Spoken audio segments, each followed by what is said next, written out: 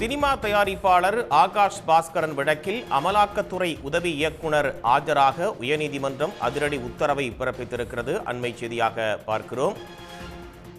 நீதிமன்ற அவமதிப்பு வழக்கில் உயர்நீதிமன்றம் இந்த அதிரடி உத்தரவை பிறப்பித்திருக்கிறது. கூடுதல் விவரங்களை வழங்குவதற்காக சிறப்பு செய்தியாளர் ரமேஷ்குமார் இணைகிறார். விவரங்கள் ரமேஷ்குமார்.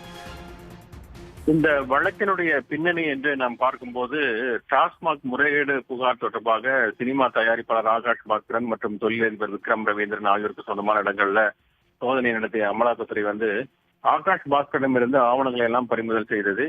இதை எதிர்த்து தாக்கல் செய்யப்பட்ட வழக்குகளை விசாரித்த சென்னை உயர்நீதிமன்றம் ஆகாஷ் பாஸ்கரிடமிருந்து கைப்பற்ற ஆவணங்கள் மின்னணு சாதனங்கள் எல்லாம் திரும்ப ஒப்படைக்க வேண்டும் என்று உத்தரவிட்டதுடன் மேற்கொண்டு எந்த ஒரு நடவடிக்கையும் எடுக்கக்கூடாது என்று இடைக்கால தடை விதித்து உத்தரவிட்டிருந்தது.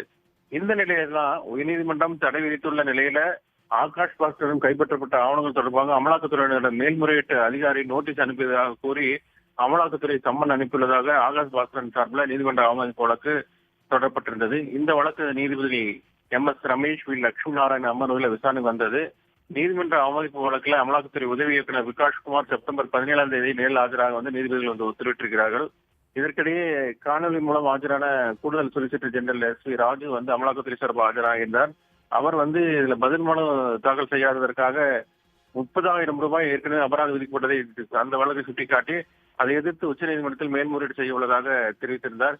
இதையடுத்து அனைத்து வழக்குகளையும் நீதிபதி 17ஆம் தேதிக்கு ஒத்திவைத்திருக்கிறார்கள். கூடுதல் தகவல்களுக்கு நன்றி ரமேஷ்குமார்.